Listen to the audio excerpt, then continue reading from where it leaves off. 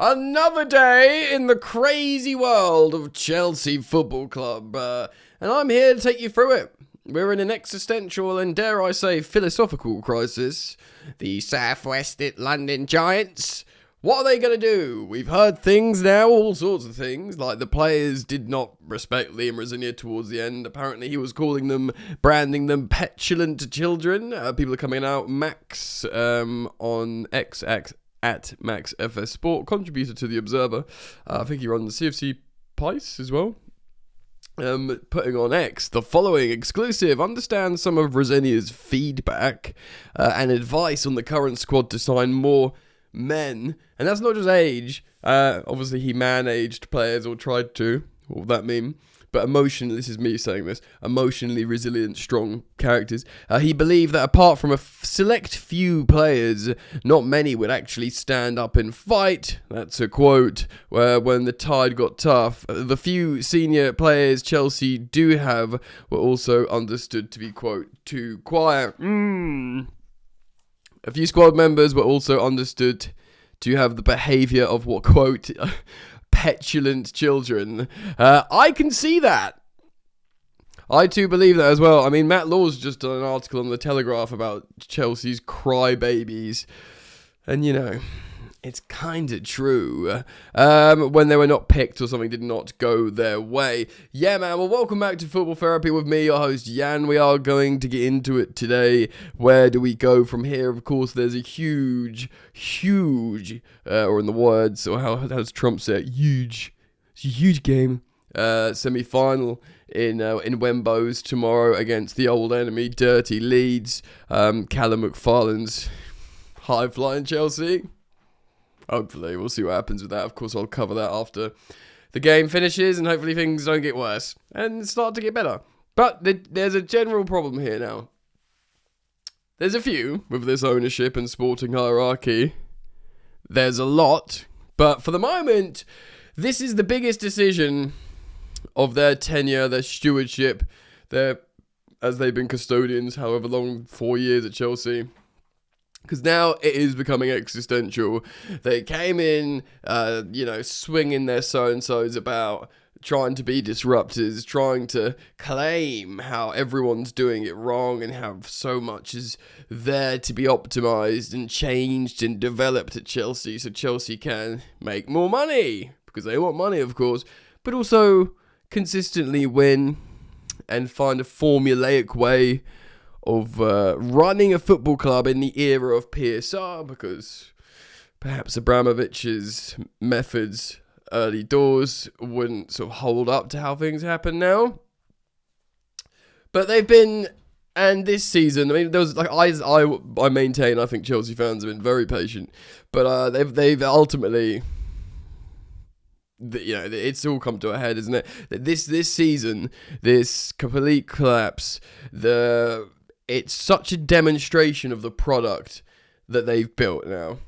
Last season was good. We had a good season. Let me churlish just suggest otherwise. It was a successful season, but it's looking like an anomaly. And it's also looking like it wasn't built on solid foundations. We went on a little bit of a run at the end of the season, which kind of flattered maybe the whole campaign a bit. And of course, 2 good performances in finals.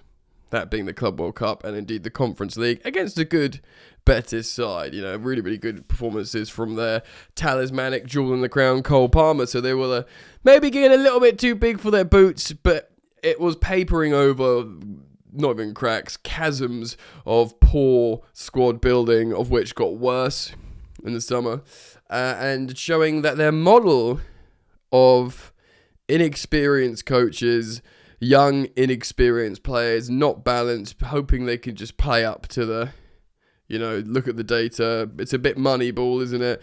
And they're learning that the old ways, the old gods, still rule here. You still need these big characters. You still, whether that's, in the dressing room or on the pitch or in the dugout, of which Chelsea are severely lacking. This quote about petulant children not having men. Like I said, the article from friggin' Matt Law essentially saying, he just kept calling the Chelsea crybabies, which, there's something grinding about you know, Matt Law, sometimes he just digs out Chelsea and he isn't a Chelsea fan. I know he's mates with my American friends on London is Blue. He grinds my gear sometimes, Matt Law. I do find him quite interesting to listen to and he's got good information. But to be honest, even though what I usually find it jarring, a journalist and a fan of another club calling your team crybabies, I kind of get it, man. I kind of get it. You look at the teams of old; they never would have necessarily behaved in some of this way and collapsed. And you know, there's a bit of ego, but not deserved ego. But they've got an opportunity to stand up. We are about to talk about managers, by the way. That is what I'm doing here in this content.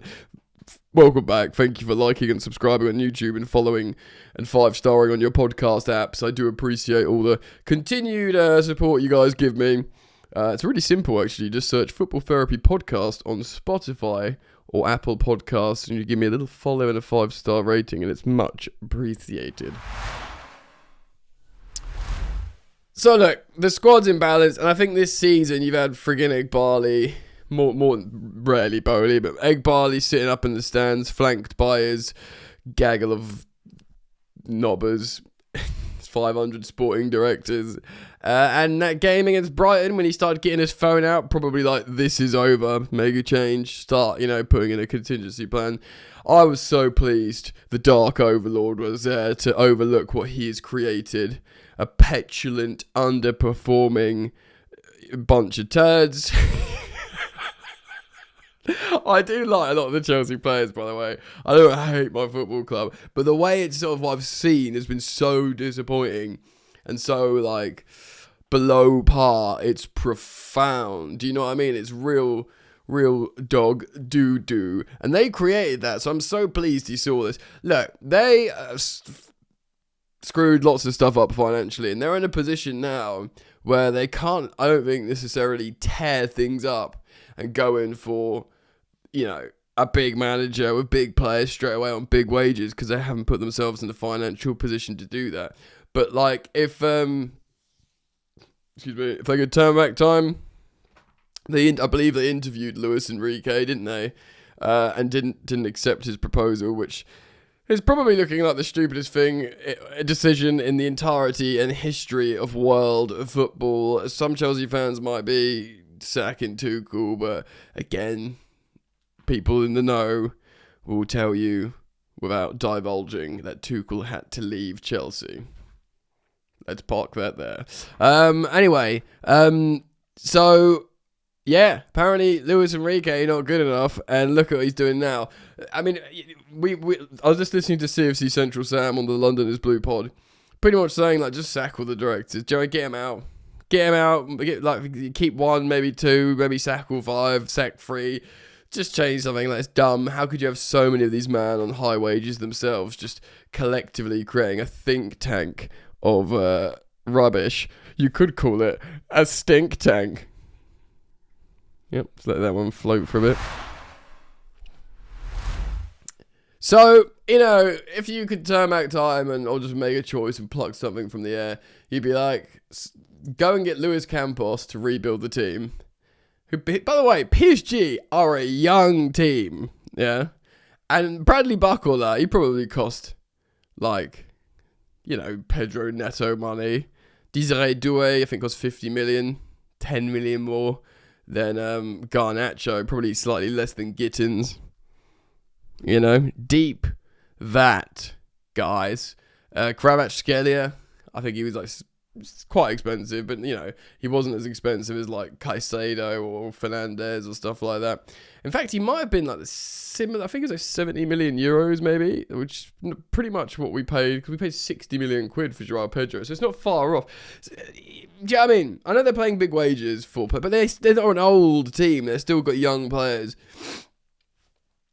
And people want to go and watch PSG. They want to talk about building a new Chelsea stadium. You got to freaking fill it, man. You got to have Chelsea fans that are going to want to go and watch their team play. Do you know what I mean? This idea, this romantic notion that you're just going to put all these kids together from the data and they're just going to be a real bargain and all develop into superstars. And you're ha! We did it a cheap way when you mugs spent loads of money on expensive players. It just seems like, yeah, there might be a few gems in there. Pat yourselves on the back for finding some. But in their statement, like, it's time to do some self-reflection. Yeah, go and take a lot of ayahuasca in Peru, bro, in the desert with a shaman. Because that's what it's going to take for these men to realise what they're doing is not working, which is crazy because every man and his dog can see it's not working. And we're not qualified sporting directors on millions of pounds. Do they all see something we don't because they're the specialists who get paid the big bucks? Or are they all just a bunch of peni? So, who's going to be the next Chelsea manager? Well, Kaza McFarlane's got it till the end of the season. I'm just reading off the Chelsea Chronicle here that Ben Jacobs has ruled out certain ex-Chelsea player returns. Of course, Thomas Tuchel is not coming back, not least because he's committed his long-term future as England manager. But I can read a quote here from Ben Jacobs from his Substack or something, his newsletter. I can't give you a short list yet because Chelsea sources are adamant that they don't have one out of respect for Rosinia. And by the way, I do feel bad for Rosinia. The more stories that are coming out, like, apparently in the dressing room, he told the players he felt vulnerable, which, like, I'm quite an emotionally led guy, right? I think demonstrating vulnerability is a strength in most walks of life. Maybe not in that Chelsea dressing room when, you know, they probably need a warlord.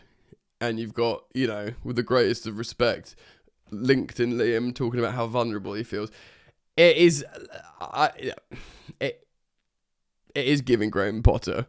I didn't want to, you know,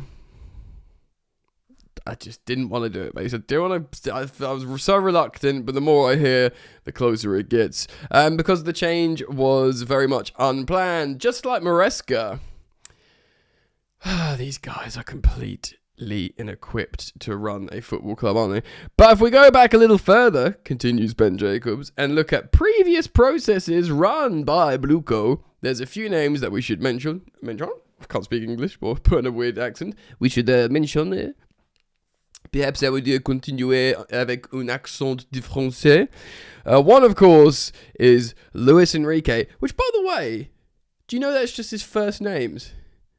And it's Louis Henry. Luis Enrique, because his name's... is it Martinez? Luis Enrique. I'm pretty sure it's Luis Enrique Martinez. Yeah. Garcia. So we actually call him... We always think we're calling him like his first and last name in Luis Enrique. But actually it's just his two first names. It's just Louis Henry. Didn't that blow your mind? Yeah, so we interviewed Louis Henry for the job, and the parties were not aligned, probably because he wanted to manage a successful team. Enrique will sign a new deal at PSG anyway, keeping him at the club until 2030, so he's not available. Yeah, the head honcho, Qatari big man over there, Khalifi, said he's his greatest achievement at PSG, bringing in Enrique. Excuse me. There's no chance of Thomas Tuchel, of course, returning to Chelsea, and they've always downplayed Jose Mourinho returning, who, by the way, looks like he might be going to Real Madrid, which I personally endorse. I think that would be box office, personally. So, of course, it leaves us with the favourites that we have been discussing of late, and there's different roads you can go down. Yeah, there's different roads you can go down because I saw Matisse. I was at the Saturday Social, Sky Sports thing. I don't know what it was. Where he picked out Simeone, and his, you know, is he Gen Z Messi? He must be. How is he? But he said the most Chelsea-coded manager, which probably is the most appropriate terminology, is Diego Simeone. I totally agree. Like, no one's ever really wanted him in terms of he's He's really pragmatic, really pragmatic footballer. But he is super Chelsea, like the black suit, the Dark Lord, the anti-football, the grit, the going to war, the winning by all and any and all means. Do you know what I mean? It's the most Chelsea thing ever. It's very Conte, it's very Mourinho, it's quite Tuchel, but it is the fact how he hasn't managed Chelsea is peculiar. Like, he doesn't speak English. He might speak a tiny bit, but he doesn't speak Germany. He is the highest paid coach in world football by some distance. That would obviously have to change. I wonder if there's a world where we sort of make this up, where he joins Chelsea, where Chelsea just agrees to sign like a 1+1 deal to try it out. And he'd have to lower his wages. The only reason he's on that wages is because what he's done for Atletico, and he's their most important asset. So they've rewarded him.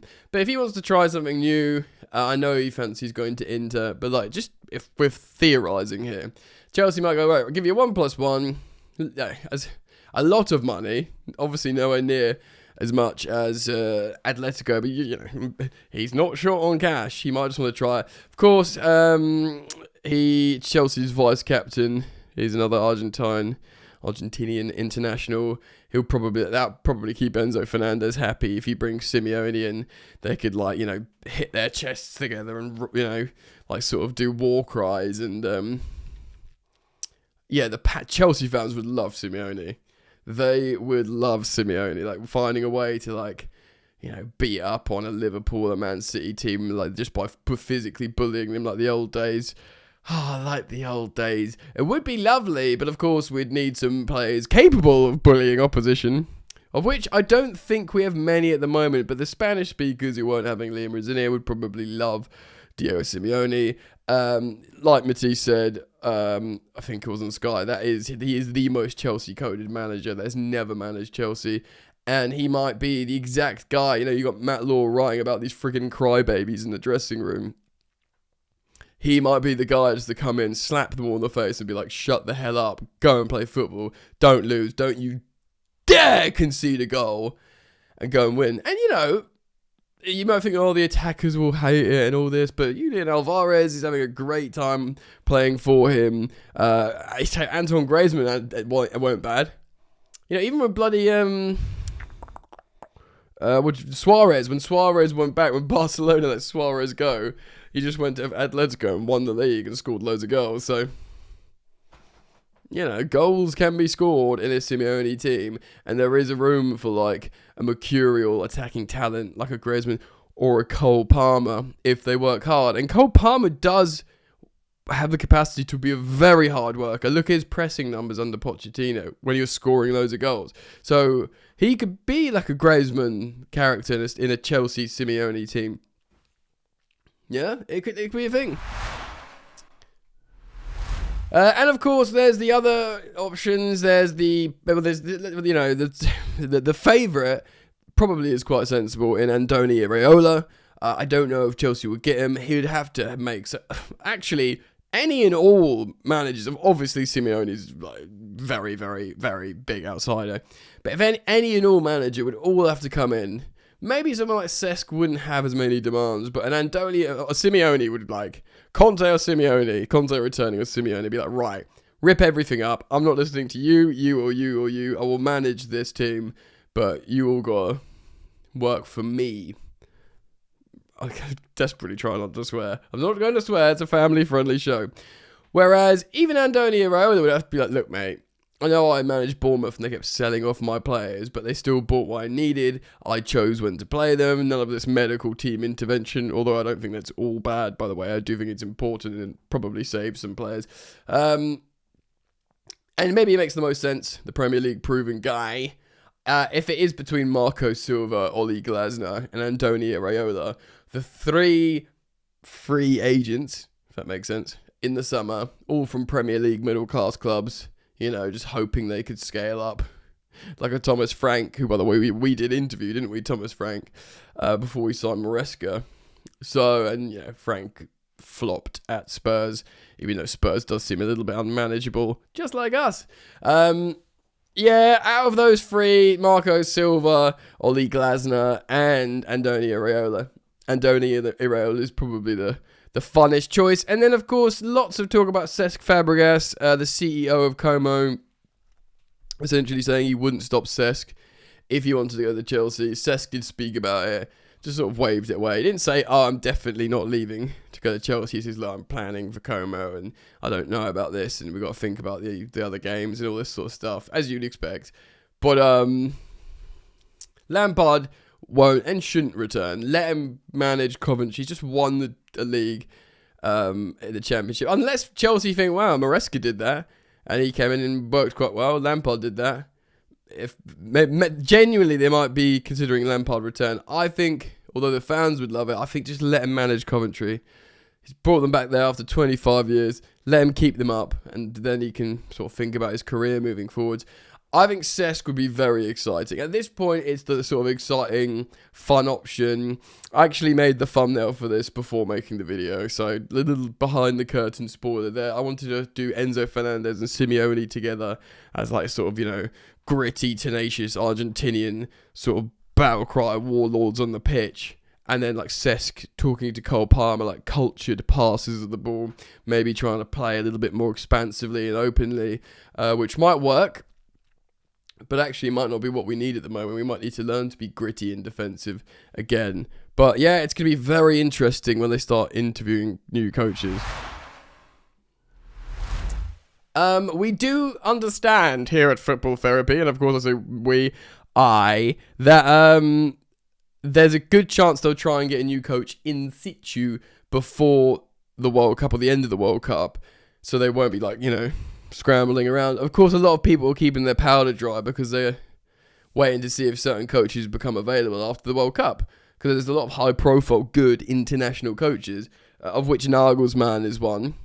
I don't think apparently Nagelsmann has already said no to Chelsea. I think they've approached him like casually, and he went, "Nope, no, I can see what happens over there. Nope, not coming. Stop it, stop calling me." And I've got no idea about Xabi Alonso. I mean, if you said to me, Jan, who do you? I've said this before. Who would you like? I'd say Xabi Alonso. I think his work at Leverkusen was immaculate. Him being dismissed by Real Madrid does not reflect at all on how he could perform in a certain setup like Chelsea. I think it would be perfect, and I would love for him to come to Chelsea and beat Liverpool. In the same way, I'd love Cesc to come to Chelsea and beat Arsenal. But Cesc is a Chelsea legend as well, so it's a bit different. Anyway, gang, let me know your thoughts, please. Leave them down in the comment section. Everywhere you consume this content. I'll thank you for subscribing and liking and hyping up the video. Please, sir, drop your high points down here. Please. For liking and subscribing on YouTube. Following and 5-starring on your podcast app simply by searching Football Therapy Podcast. I am grateful for those 5-star reviews on Spotify and Apple Pods. Alright, mate. Enjoy the football and see you very, very soon. Take care. Goodbye.